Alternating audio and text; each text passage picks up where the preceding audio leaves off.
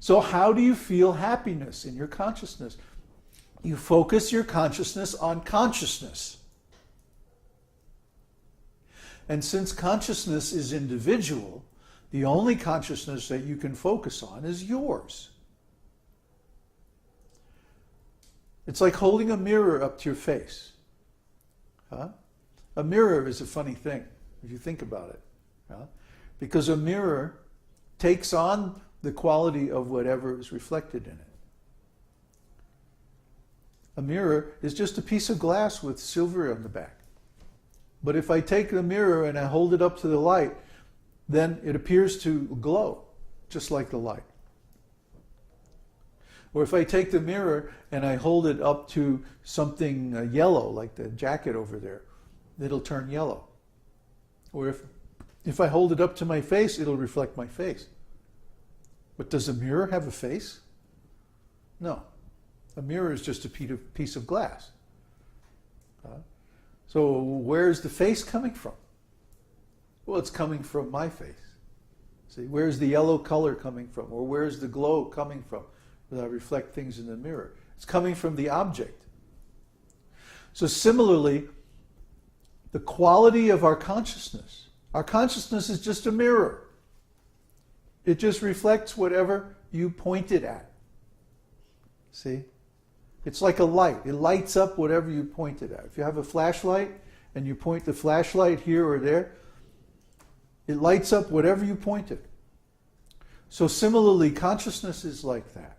If I point my consciousness at the material world, then I'm going to experience all the different qualities of the material world. And what are the qualities of the material world?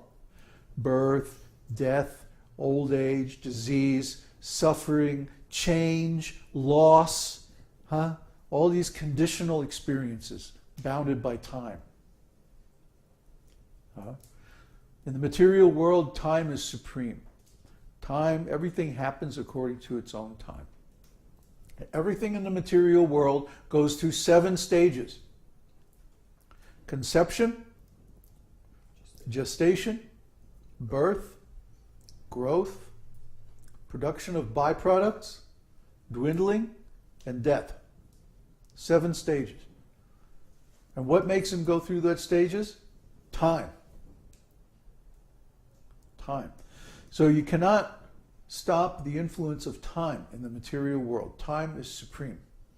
And time is creating all the problems, all the troubles, all the suffering, all the changes. Just when we get things lined up just the way we like it, what happens? It changes. Why? Due to time. Time is the force that pushes everything in the material world. So we can't avoid the influence of time. But guess what? Consciousness is always the same. Isn't it? Think about it. Consciousness is always the same. Consciousness is always aware. Consciousness is simply aware of whatever you point it at. What happens if I point my consciousness at nothing?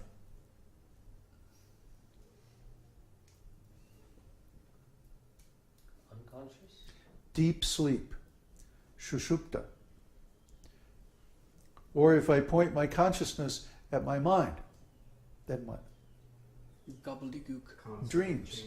Dreams. Imagination or dreams.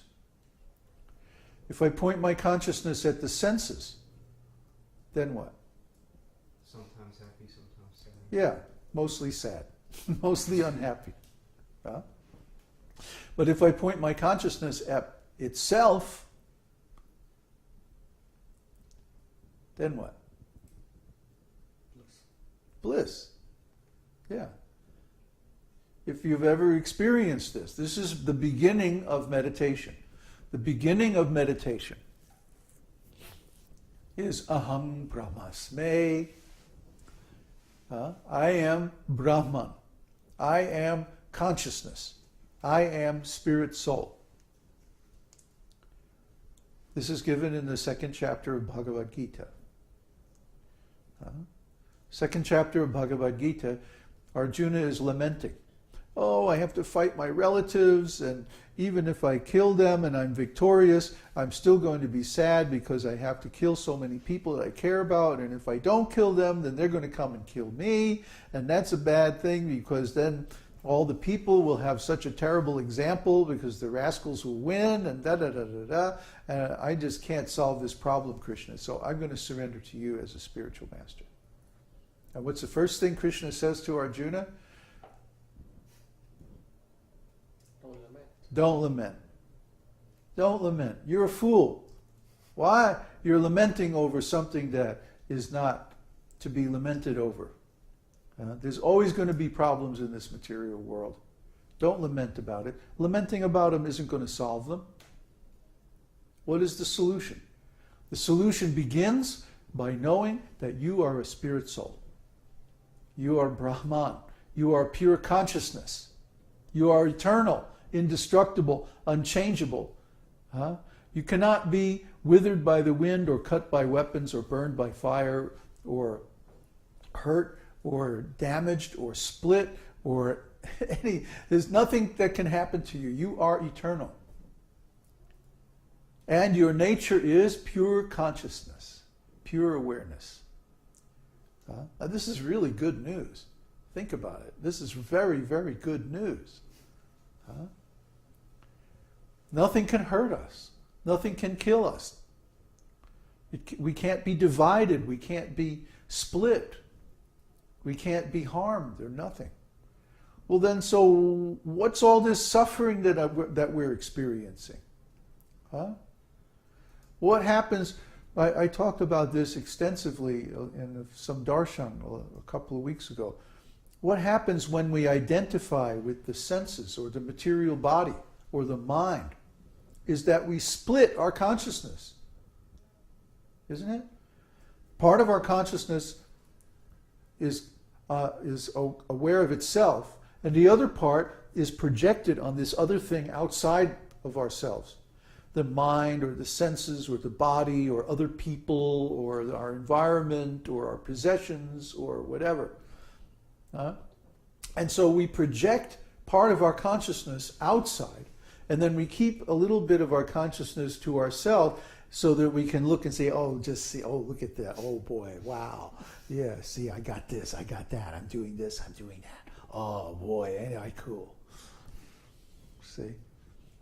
But then what happens? We get into the habit of this split. It becomes a habit. We can't stop.